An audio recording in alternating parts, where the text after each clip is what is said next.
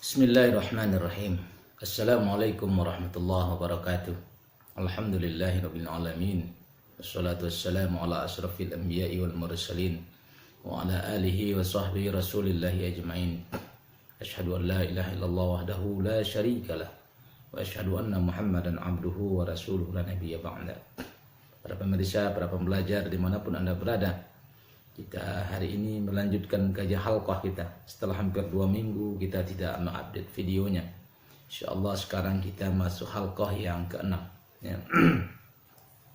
Apa yang akan kita pelajari hari ini adalah tentang syariah Islam. Tapi sebelumnya kita harus bersyukur kepada Allah Subhanahu wa taala. Dari hari ke hari, dari waktu ke waktu, siang dan malam, pagi dan petang, kita harus senantiasa bersyukur, mengucapkan alhamdulillah kepada Allah Subhanahu wa taala. Kenapa begitu? Karena Allah Subhanahu wa taala telah menjadikan kita manusia. Karena tidak seluruh makhluk Allah Subhanahu wa taala diciptakan oleh Allah sebagai manusia. Kenapa? Karena kita manusia diberikan oleh Allah berbagai macam kelebihan. Diberikan oleh Allah Subhanahu wa taala hak untuk mengatur alam semesta ini. Diberikan kewajiban untuk mengatur juga alam semesta ini sesuai dengan petunjuk Allah Subhanahu wa taala. Dan Allah Subhanahu wa taala memberikan kepada kita manusia segala isi yang ada di alam semesta ini. Karena Allah mengatakan kepada kita, "Wallazi khalaqalakum ma fil ardi jami'ah." Dan dialah yang telah menciptakan bagi manusia apa saja yang ada di bumi ini, jami'ah, keseluruhan. Makanya kita harus bersyukur ya, ketika Allah Subhanahu wa taala menjadikan kita manusia. Yang kedua, kita harus bersyukur juga kepada Allah Subhanahu wa taala ketika Allah Subhanahu wa taala menempatkan kita di buminya. Kenapa begitu? Karena tidak semua makhluk Allah Subhanahu wa taala itu ada di bumi. Karena bumi ini adalah tempat yang indah. Bumi ini adalah tempat yang dari segi dari segi keteraturannya, dari segi keindahannya, sesuatu yang luar biasa ya, yang bisa kita pakai untuk menjalani kehidupan dengan baik. Kalau seandainya kita ditempatkan bukan di bumi, Masya Allah, tentu banyak hal yang harus kita buat, banyak hal yang harus kita persiapkan ya, sehingga kita bisa hidup normal seperti keadaannya kita hidup di bumi ini. Yang ketiga juga, kita harus bersyukur kepada Allah SWT ketika Allah SWT menjadikan kita orang yang beragama Islam. Kenapa begitu? Karena tidak semua manusia yang hidup di bumi mereka beragama Islam. Mereka meyakini adanya Allah SWT. Mereka menjadikan Islam sebagai jalan hidup mereka. Maka kita harus bersyukur kepada Allah Subhanahu wa taala. Kenapa? Karena dengan Islam lah kita akan diridhai oleh Allah Subhanahu wa taala. Allah mengatakan kepada kita, "Inna dina indallahi Islam." Sesungguhnya agama yang diridhai oleh Allah Subhanahu wa taala hanyalah Islam. Ya. Oleh karena itu kita harus bersyukur kepada Allah Subhanahu wa taala. Nah, jadi kalau kita di dalam kehidupan ini telah menjadi seorang muslim, kemudian agama ini kita amalkan dalam kehidupan ini dengan sebaik-baiknya untuk mengatur manusia dan alam semesta ini, maka niscaya akan terwujud rahmatan lil alamin. Apa itu rahmatan lil alamin? Ya. So, ketika Islam diterapkan, tidak hanya orang Islam saja yang merasakan nikmatnya, tapi alam semesta akan merasakan nikmatnya. Jangan seperti apa yang disampaikan oleh orang hari ini, bahwa yang disebut rahmatan lil alamin itu adalah kalian diam saja ketika Islam diganggu, ketika Islam dilecehkan, ketika Islam tidak membantah, ketika Islam tidak melawan, maka itulah rahmatan lil alamin. Ketika kita ingin menghilangkan kezaliman, menghalangi segala macam hal yang membawa kepada kerusakan, maka orang mengatakan kepada kita, Anda tidak rahmatan lil alamin. Jadi mereka mengatakan kepada kita, rahmatan lil alamin itu adalah ketika kita diam saja, ketika kita di dalam menjalankan kehidupan ini tidak peduli dengan kondisi sekelilingnya, ya, biarkan sajalah orang menghancurkan kita. Maka ketika kita diam, maka mereka mengatakan itulah rahmatan lil alamin. Ya, sekarang sedang membodohi kita. Padahal sesungguhnya rahmatan lil alamin itu adalah ketika nilai-nilai Islam itu diamalkan. Jadi ketika kita ingin mengamalkan hari ini, orang mengatakan, kenapa yang kita ngamalkan? Karena seluruhnya Islam. Padahal Islam itu rahmatan lil alamin, katanya gitu. Jadi cara berpikir yang tidak benar. Ya. Jadi karena itu kita kaum muslimin dimanapun Anda berada, bahwa yang namanya rahmatan lil alamin itu ketika Islam diterapkan, Anda akan rasakan bagaimana nikmatnya, bagaimana bagusnya, bagaimana berkahnya hidup di bawah naungan Islam. Sebaliknya, kalau Islam tidak diterapkan dalam kehidupan ini, maka pasti akan terjadi kerusakan. Kerusakan di berbagai bidang kehidupan. Apakah kerusakan dalam semesta?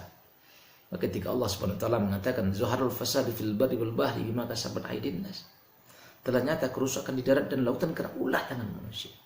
Apa maksudnya? Karena dosa-dosa manusia. Karena mereka tidak taat dan patuh kepada hukum Allah Subhanahu wa taala. Kita bisa melihat kehancuran di berbagai macam tempat. Ketika kita mengolah hutan tidak benar, terjadi kebakaran hutan. Ketika kita mengkonversi hutan dengan tidak benar, terjadi kekeringan. Ketika kita mencoba mengambil sumber daya alam dengan cara-cara yang tidak benar, terjadi kerusakan di mana-mana. Karena hari ini para kapitalis mereka hanya memikirkan keuntungan mereka. Mereka tidak pernah mementingkan kehidupan di sekitarnya. Apa yang terjadi sesudahnya. Yang penting bagi mereka bisa mengeruk keuntungan sebesar-besar. Makanya ketika Islam diterapkan akan terjadi hal yang seperti itu. Kita mendengar kebakaran hutan yang begitu luar biasa beberapa tahun yang lalu. Beberapa provinsi diselimuti kabut asap, mulai dari Lampung sampai ke Aceh, bahkan sampai Malaysia, Singapura, semuanya tertutup oleh kabut asap. Kenapa? Karena manusia tidak berjalan sesuai dengan perintah Allah Subhanahu wa taala. Ya. Oleh karena itu kita sebagai kaum muslimin, ya, dimanapun kita berada, supaya kita bisa merasakan keberkahan, supaya kita bisa merasakan kenikmatan dalam kehidupan ini, maka kita harus memiliki aturan hidup. Aturan hidup itu adalah syariat. Syariatnya adalah syariat Allah Subhanahu wa taala. Jadi oleh karena itu dalam kehidupan ini kita harus berjalan sesuai dengan aturan Allah Subhanahu wa taala. Sehingga kita akan memperoleh kemuliaan hidup baik di dunia dan di akhirat. Karena kita hari ini sebagai kaum muslimin meyakini, setelah kita mengkaji di halqah pertama, kedua, ketiga, keempat, kelima, bahwa yang namanya nanti setelah kematian itu ada namanya kehidupan. Kehidupan itu adalah kehidupan alam akhirat. Kehidupan yang panjang, kehidupan yang abadi. Dan kehidupan itu ditentukan oleh apa yang kita lakukan di dunia ini. Oleh karena itu ketika kita berjalan dalam kehidupan di dunia ini, berjalanlah sesuai dengan apa yang diatur oleh Allah Subhanahu wa taala. Aturan yang dibawa oleh Allah Subhanahu wa taala itu akan membuat kita mulia di dunia dan mulia di akhirat. Jangan sampai kita mulia di dunia, nanti di kehidupan yang sebenarnya, kehidupan yang panjang, yang tidak terkira, yang tidak berbatas, kita sengsara. Nauzubillah summa nauzubillah. Karena begitu banyak kita perhatikan hari ini, orang berjalan dalam kehidupan yang mengejar kesenangan sesaat dan melupakan kehidupan panjang yang akan dia lalui di masa yang akan datang. Nah, oleh karena itulah pentingnya syariat Islam. Sekarang pertanyaannya adalah, apa itu syariat? Apa itu syariat? Syariat itu asal katanya al-syariah, ya, dia berarti sumber air. Ya, sumber air minum.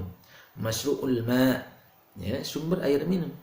Maurid al-ma' lil istisqa, atau jalan lurus, at-tariq al-mustaqim. Jadi ketika orang bicara syariat itu adalah at-tariq al-mustaqim, maka ketika Allah mengatakan wa anna hadza sirati mustaqiman, fattabi'uhu, ya, sesungguhnya inilah jalanku yang lurus, fattabi'uhu, ikutilah dia. Maka siratal mustaqim adalah syariah. Ya. Jadi tidak ada jalan yang lurus selain daripada syariah. Kalau kita memilih jalan di luar syariah, berarti itu bukan jalan yang lurus. Terus Anda perhatikan baik-baik. Ya. Karena jalan yang sebenarnya, jalan yang lurus itu hanya dalam syariah. Maka makna syariah itu syiratul mustaqim, jalan yang lurus. Nah, maka kalau kita baca dalam kitab itu bisa kita lihat di dalam kitab Lisanul Arab Ibnu Manzur At-Ta'rifat Al-Jurjani. Ar-Razi dalam kitab Mukhtarus Sihah, ya, Mukhtarus Sihah, Syara'a Nahaja, menempuh jalan, atau Bayana penjelas, ya. Jadi syariah as-sunnah manhaj mazhab al-judjah. Jadi intinya adalah bahwa yang namanya syariah itu jalan. Syariah itu tariqah. Syariah itu metode. Syariah itu bayan, penjelas. Jadi kita berjalan dalam kehidupan itu ada tuntunannya. Ada aturannya. Tidak boleh kita berjalan sesuka hati kita saja. Ya. Nah, sekarang kita lihat secara istilah apa itu syariah. Imam Al-Qurtubi dalam kitab Al-Jami' li Ahkamil Quran, dia mengatakan bahwa syariah itu artinya din, agama. Jadi ketika kita bicara Islam itu adalah syariah. Ya. Jadi syariah secara terminologis adalah sistem yang mengatur hubungan manusia dengan Allah, dengan dirinya sendiri dan dengan sesamanya. Jadi ketika kita bisa syariat Islam itu mengatur seluruh aspek kehidupan.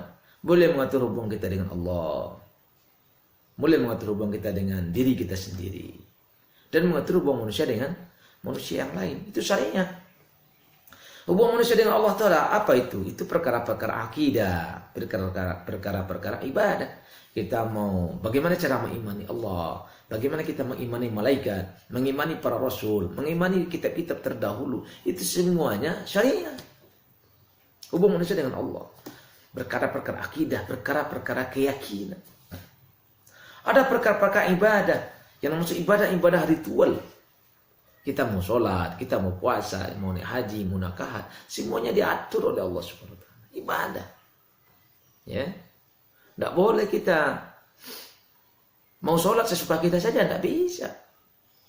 Ketika Allah mengatakan aqimis sholat, dirikanlah sholat. Kemudian kita sholat sesuka-suka kita. Ketika kita mengatakan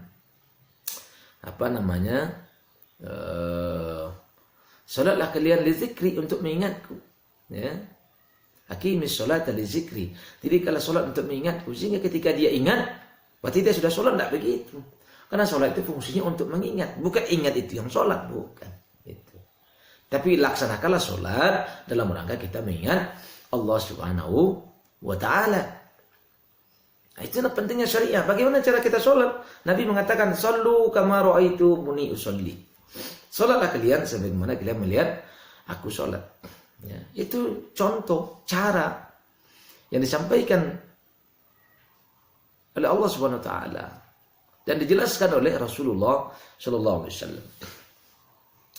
Jadi kalau menurut Dr. Abdul Karim Zaidan, syariah itu artinya nizam, aturan, sistem. Ya. Syariah bermakna perundang-undangan yang diturunkan oleh Allah Subhanahu wa taala melalui Rasulullah Muhammad sallallahu alaihi wasallam untuk seluruh umat manusia, baik menyangkut masalah ibadah, akhlak, makanan, minuman, pakaian, maupun berbagai perkara muamalah, interaksi sama manusia dalam aspek kehidupan guna meraih kebahagiaan dunia dan akhirat. Itu namanya syariah. Nah, oleh karena itu kita kaum muslimin, ya, dimanapun Anda berada, ya, kita harus taat kepada syariat itu.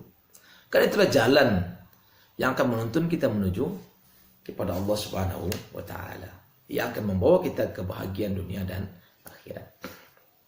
Nah, jadi kalau kita lihat Islam itu strukturnya, Islam terdiri dari dua hal.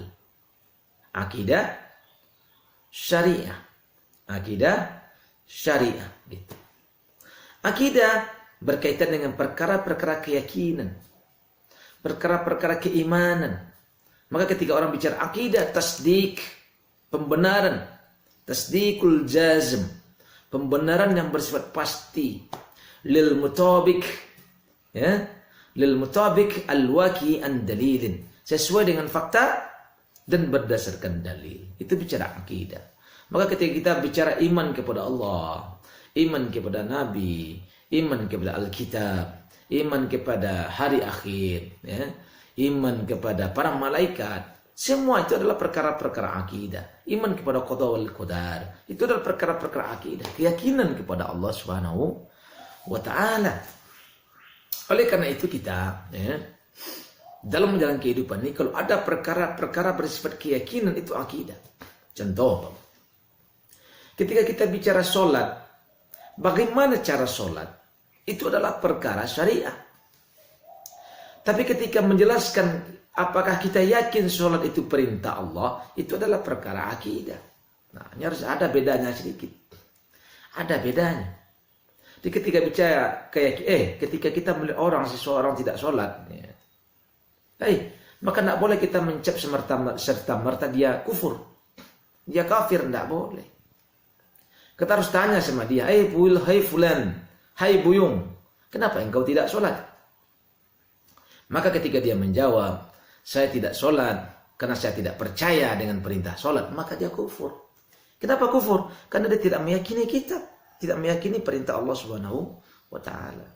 Tapi ketika dia mengatakan saya tidak sholat karena saya malas, maleha. Ketika dia mengatakan dia malas, maka dia sedang bermaksiat kepada Allah Subhanahu wa Ta'ala. Karena dia melanggar perintah Allah, melanggar syariat. Kalau melanggar syariah, maksiat, dosa besar di hadapan Allah Subhanahu wa Ta'ala. Itu perkara yang pertama, akidah. Yang kedua, perkara-perkara syariah. Ya. Nah, maka Islam itu dua jalannya. Satu bercerita tentang akidah, pembenaran atau keyakinan. Yang kedua bicara tentang syariah. Syariah itu pelaksanaan implementasi dari keimanannya. Bagaimana implementasi dari keimanan? Maka syariah itu mengatur hubungan manusia dengan Allah. Kita cerita tadi. Perkara akidah dan ibadah. Udah kita jelaskan setelah yang tadi. Yang kedua, mengatur hubungan manusia dengan dirinya sendiri. Perkara makanan. Apa yang kita makan? Bagaimana cara makan? Kemudian bagaimana cara mendapatkan makan? Yang kedua, perkara-perkara minuman. Bagaimana cara minum? Ya. Sebab hari ini banyak orang makan dengan tangan kanan, minum dengan tangan kiri. Di sekolah kita diajarkan begitu. Makalah kalian dengan tangan kanan, minumlah dengan tangan kiri. Kenapa? Supaya gelasnya tidak kotor. Para Rasul mengajarkan kepada kita makan dan minumlah kalian dengan tangan kanan.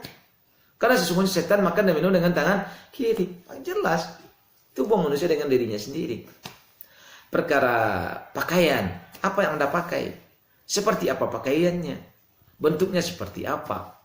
Itu hubungan dengan diri sendiri. Dan perkara-perkara akhlak.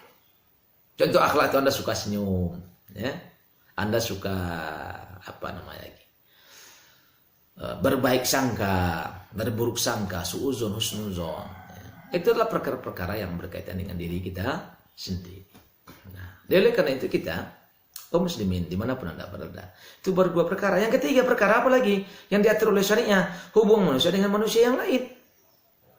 Hari ini yang banyak terjadi adalah kita memahami hubungan manusia dengan Allah, kita yakin, ya, yakin itu diatur oleh Allah Subhanahu wa Ta'ala. Sementara hubungan kita dengan sesama kita, mereka mengatakan itu harus diatur dengan perasaan kita, diatur dengan kesukaan kita, diatur dengan kesenangan kita. Apakah begitu? Ternyata tidak.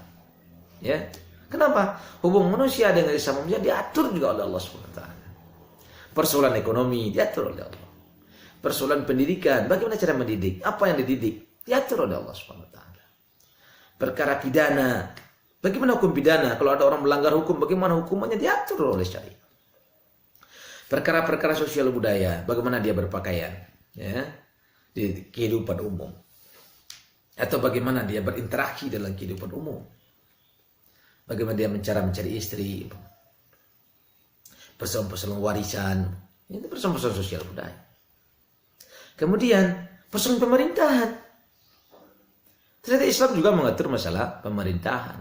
Jadi jangan dikira nanti bahwa kita rajin sholat, rajin puasa, masalah pemerintahan serahkan saja kepada manusia, itu namanya sekuler. Ya, itu orang sekuler hari ini. Ketika dia meyakini perintah Allah dalam perkara-perkara ibadah, dan tidak meyakini perintah Allah dalam perkara-perkara muamalah. Itu banyak orang hari ini. Dia rajin sholat malam. Dia rajin puasa Senin Kamis. Dia rajin berinfak sedekah.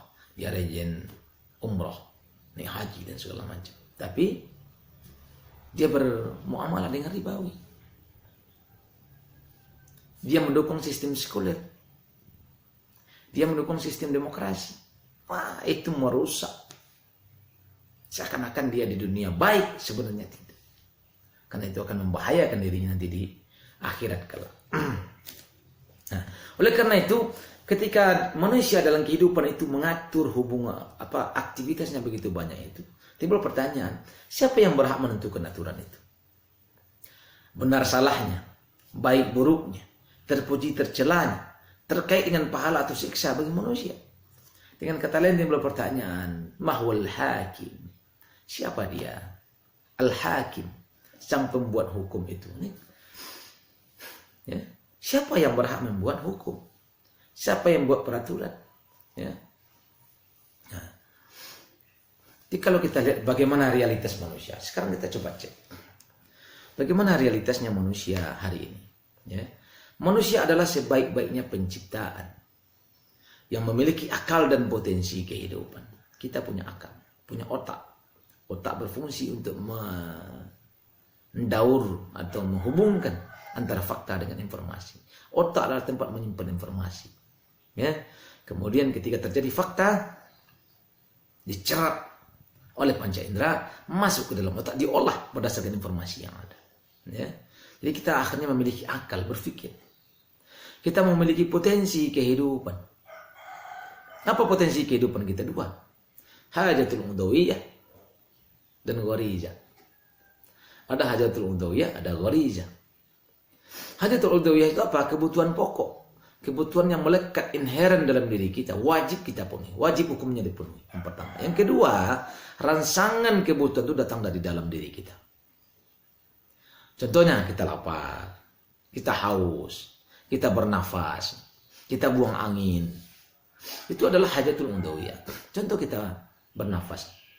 Dari dalam datang. Tanpa sadar kita dia akan masuk keluar, masuk keluar. Coba ditutup. Akan merusak manusia. Atau makan. Makan itu langsung datang dari dalam. Ketika datang waktunya lapar, dia akan meminta makanan. Itu. Tidak semerta-merta ketika melihat orang makan, dia minta makan. Tidak begitu. Ya. Dia akan minta makan ketika perutnya lapar. Maka rangsangnya datang dari dalam. Dan itu harus dipenuhi. Kalau tidak dipenuhi, waktunya makan itu, maka akan mendatangkan berbagai macam bencana bagi manusia. Bisa jadi badannya letih, kepalanya sakit, atau malah menimbulkan penyakit mah. Mah dan bisa kronis, dan kronis bisa membuat dia kolek. Pulang kampung selama-lamanya. Itu namanya hajatul udawiyah. Jadi dia datang dari dalam rangsangannya dan harus dipenuhi. Kalau tidak dipenuhi, rusak manusia. Maka hukum darurat berlaku di situ. Ketika dikatakan ad-daruratu tubihul mahzura, ya, itu berlaku di situ. Darurat itu membolehkan berbagai macam hal yang dilarang. Ya. Itu berlaku untuk hajatul udawiyah. Anda lapar umpamanya. Sehari 2 hari sudah tidak makan, tidak mampu lagi kalau tidak makan. Anda mencuri, maka mencuri Anda tak berdosa.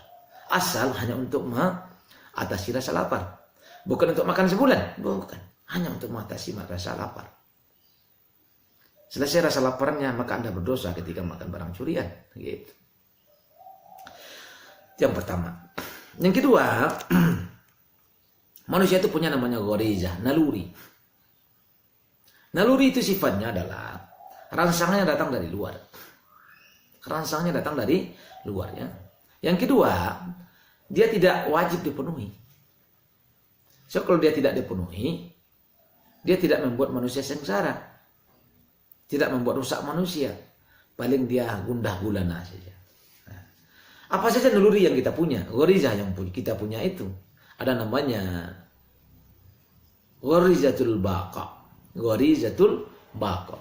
Naluri mempertahankan diri. Anda ingin kaya, Anda ingin berkuasa. Atau ketika datang, umpamanya otomatis ada debu dari atas, ada batu, ya, datang dekat mata kita, maka mata kita menutup otomatis. Menutupnya mata itu adalah gharizah. Ya. Naluri mempertahankan diri. Atau ketika datang orang mukul, oh, nah kita langsung keluar jurusnya. Nah, itu artinya adalah naluri. Jadi naluri itu rangsangnya datang dari luar. Jadi ketika orang mukul, oh, nah kita langsung nangkis. Tapi ketika tidak ada orang mukul, kita gini-gini, dibilang orang gila nanti. Nah, ya, itu namanya naluri. Atau ketika datang debu ke mata, baru mata kita nutup. Ya, nah, nutup terus ketika datang debu. Jadi bukan setiap hari mata digini-gini, bukan. Ya. Nah, ini oleh karena itu, ya, itu namanya gharizatul baqa. Anda ingin berkuasa, ingin punya uang banyak, ingin jadi orang hebat, ingin jadi pemimpin, semua adalah gharizatul baqah. Ketika orang kaya, kita lihat, wah, saya ingin juga kaya, itu namanya gharizatul baqah. Ya, mazahirnya, penampakannya begitu. Ya, ingin berkuasa, ingin kaya. Maka kita lihat orang yang bekerja, berangkat pagi, pulang petang, pendapatan pas-pasan, itu gharizatul baqah. Karena dia tidak khawatir, tidak mampu memenuhi kebutuhannya. Gitu. Yang kedua namanya gharizatul tadayun, naluri beragama. Ketika manusia sejak zaman dahulu kala sampai hari ini, mereka mensucikan sesuatu, apapun bentuknya. Maka ketundukan yang paling tinggi itu adalah ketika dia ibadah kepada Allah Subhanahu wa taala. Ketika dia meyakini adanya Allah Subhanahu wa taala. Dari dulu orang zaman dahulu di kita ini di Indonesia, mereka menyembah namanya punden berundang-undang. Dia buat berlenggek-lenggek. Lama-lama menjadi candi, ya. Atau orang-orang animisme, dia menyembah pohon. Pohon-pohon besar, batu-batu besar, mata-mata air, pertemuan dua sungai. Itu adalah gharizah tadayun, bahwa mereka ingin mensucikan sesuatu. Ada sesuatu yang dianggap maha, ada sesuatu yang dianggap hebat, sehingga mereka ingin tunduk dan patuh kepada mereka. Maka kadang-kala Tuhan mereka itu seperti monyet dia bikin. Ada seperti orang gendut besar dia bikin. Ya. Itu perkara-perkara gharizah tadayun. Yang ketiga namanya gharizatun nau, naluri berketurunan. Maka setiap kita ingin punya keturunan, ingin melampiaskan hasrat seksualnya. Ya, ketika seorang laki-laki suka kepada perempuan itu normal. Ketika seorang perempuan suka kepada laki-laki itu normal. Oleh karena itu bagaimana caranya kita supaya di dalam kehidupan ini berjalan dengan normal. Nah, oleh karena itu kita kaum muslimin, ya, ketika kita berusaha di dalam kehidupan pasti ingin memenuhi kebutuhan tadi. Pertama, hajatul udhawiyah, kebutuhan pokok. Yang kedua, kita pasti ingin memenuhi kebutuhan naluri. Ya. Maka, oleh karena itu, ketika kita ingin memenuhi kebutuhan itu, pasti ada peraturannya. Ya. Tak mungkin kita memenuhi kebutuhan itu sesuka kita saja, tidak bisa. Ya. Maka harus ada peraturannya. Agar manusia ini berjalan di dalam kehidupan ini dengan damai. Agar manusia dalam kehidupan ini berjalan sesuai dengan koridornya, sehingga kehidupan kesejahteraan ya, di antara mereka terjadi. Ya. Dan kebutuhan ini tidak lepas dari perbuatan dan benda. Pasti berkaitan dengan dua itu. Ada perbuatan, ada benda. Pertama perbuatan ketika kita ingin meraih keinginan kita tadi. Yang kedua ada benda, benda yang ingin kita raih. Ya. Nah, agar pemenuhan itu berjalan dengan baik, tenang, tentram dan bahagia, serta selamat akhirat, maka harus diketahui status hukum itu baik dan buruk. Perbuatan dan benda itu. Mana perbuatan yang baik, mana benda yang baik, mana perbuatan yang buruk, mana benda yang buruk, harus diketahui. Harus diketahui pula siapa al-hakim yang berhak menentukan hukum tentang baik dan buruk tersebut. Siapa yang berhak mengatur, oh ini dikatakan baik, ini dikatakan buruk, siapa? Itu namanya al-hakim, sang pembuat hukum. Nah, oleh karena itu, kita kaum muslimin dimanapun Anda berada, ya, ketika manusia di dalam kehidupan hari ini, mereka seakan-akan merasa menjadi orang yang hebat, merasa menjadi orang yang pintar, sehingga mereka mengatakan bahwa dengan kemampuan akal yang dia miliki, dia mampu membuat hukum. Maka dia mengatakan, kami mampu membuat hukum, kami mampu membuat peraturan sesuai dengan keinginan kami. Ataukah kita mengatakan bahwa kita ini orang yang lemah, ya, sehingga yang mampu membuat hukum peraturan hanya Allah Subhanahu wa taala yang menciptakan manusia. Makanya Allah mengatakan kepada kita, wa'asa atau kutiba alaikumul qital, diwajibkan atas kalian berperang, wa huwa kurhul lakum. Ya, padahal perang itu sesuatu yang kalian benci. Wa'asa an takrahu syai'an wa huwa khairul lakum. Bisa jadi kalian membenci sesuatu, padahal itu baik bagi kalian. Wa asa an tuhibbu syai'an wa huwa syarrul lakum. Bisa jadi kalian mencintai sesuatu, padahal itu buruk bagi kalian. Jadi kita manusia ini tidak paham sebenarnya. Apa yang kita sangka baik bisa jadi buruk. Apa yang kita sangka buruk bisa jadi baik. Makanya Allah mengatakan wallahu ya'lamu wa antum la ta'lamun. Allah yang mengetahui, kalian tidak mengetahui. Nah, jadi oleh karena itu kita kaum muslimin ya, di dalam faktanya ya, sebenarnya kalau kita tinjau dari segi fakta tentang benda dan perbuatan.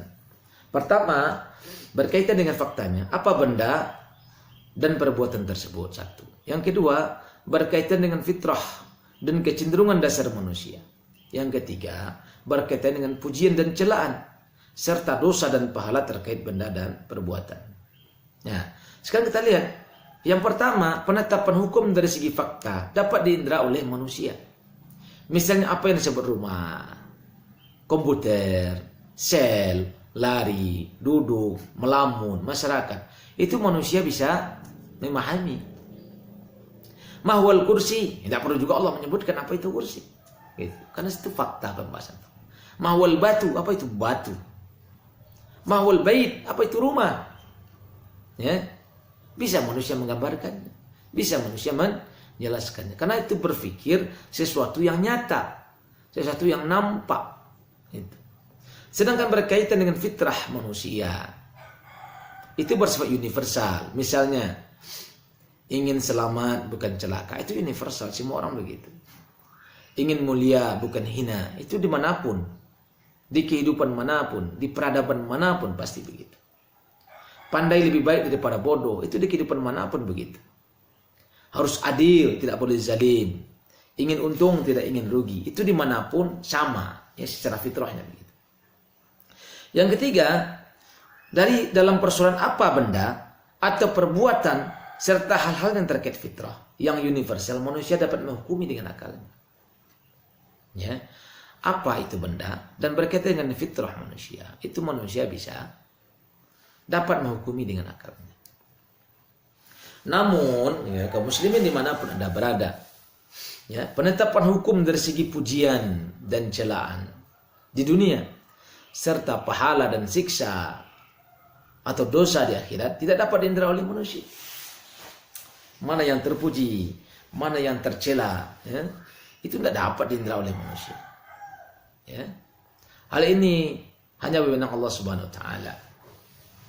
Misalnya bagaimana hukum makan babi, ya, menikah dengan adik kandung, berzina, homoseks, lesbian, pornografi, porno aksi, riba, kafir, dialog antaragama, sholat, dakwah, nikah, jual beli, aurat, zakat, membunuh, dalam jihad, kisos, poligami dan lain-lain. Semua itu adalah perkara-perkara yang hanya Allah yang berhak menetapkan hukum. Karena manusia tidak paham yang begini-begini itu. Karena kalau manusia diserahkan itu, dia akan terikat dengan keinginannya. Ya, dia pasti nyari untung sendiri dan dia akan menafikan orang lain. Jadi Al-Hakim adalah Allah Subhanahu wa taala yang berhak menentukan halal haram, baik buruk, terpuji dan tercela. Pahala atau dosa hanyalah Allah Subhanahu wa taala. Artinya adalah kedaulatan adalah ada pada Allah. Asyiadah lisyar'i. Kedaulatan itu ada pada Allah yang dijelaskan di dalam hukum syariat Islam. Ya. Jadi artinya kedaulatan ada pada Allah yang dijelaskan dalam hukum syariat Islam, bukan ada di tangan manusia yang berhak menentukan halal haram, baik buruk, terpuji, tercela, pahala atau dosa. Bukan maslahat dalam pandangan manusia. Karena kalau maslahat dalam pandangan manusia, dia akan menghajar maslahat orang lain. Jadi itu kalau kita perhatikan. Jadi kalau kita lihat kemahaluasan ilmu Allah Subhanahu wa taala. Allah mengatakan, "Kul," katakanlah, "Laukan al-bahru midada," sekiranya lautan menjadi tinta, li kalimati rabbi, untuk menuliskan kalimat-kalimat Tuhanmu, lanafidal bahru, ya. Sungguh habislah lautan itu qabla an tanfada kalimatu rabbi, ya, sebelum habis ditulis kalimat-kalimat Tuhanku, walau ji'na bimisli madada, meskipun kami datangkan tambahan semuanya itu. Begitulah kemahaluasan ilmu Allah. Tidak akan mampu kita tulis. Kita jadikan lautan sebagai tinta. Kita tulis sampai habis air laut itu, tidak akan selesai kita menuliskan kemaluasan ilmu Allah Subhanahu wa taala. Bahkan Allah mengatakan dan tambah cilai lautan, tidak akan mampu dua kali. Yang kedua, Allah Maha Adil. Kalau manusia tidak adil. Manusia cenderung mementingkan dirinya sendiri. Maka dikatakan dalam surah Al-Imran, syahidallahu annahu la ilaha illallah. Allah SWT menyatakan bahwa sesungguhnya dia tidak ada Tuhan selain dia. Wal malaikatu wa ulul ilm, yang menegakkan keadilan, Kemudian para malaikat, orang-orang berilmu juga menyatakan demikian. Qaiman bil qisti la ilaha illahu al-azizul hakim. Tak ada Tuhan yang berhak disembah melainkan Dia yang Maha Perkasa lagi Maha Bijaksana. Dalam surah Ar-Rum Allah mengatakan, "Fa'akim wajhaka lid-dini hanifa." Maka hadapkanlah wajahmu dengan lurus kepada agama Allah. Fitratallah, tetaplah atas fitrah Allah, allati fataran nas 'alaiha. Yang telah menciptakan manusia menurut fitrahnya itu. La tabdila li khalqillah. Tidak ada perubahan pada fitrah Allah. Zalika dinul qayyim, itulah jalan yang lurus. Walakinna aktsarun nasi la ya'lamun. Tapi sebagian manusia tidak mengetahui.